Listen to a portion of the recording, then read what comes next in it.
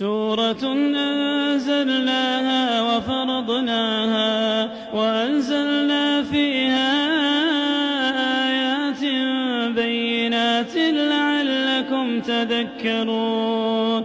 الزانية والزاني فاجلدوا كل واحد منهما 100 جلدة ولا تأخذكم بهما رأفة في دين الله إن كنتم تؤمنون بالله واليوم الآخر وليشهد عذابهما طائفة من المؤمنين. الزاني لا ينكح إلا زانية أو مشركة والزانية لا ينكحها إلا زان أو مشرك وحرم ذلك على المؤمنين.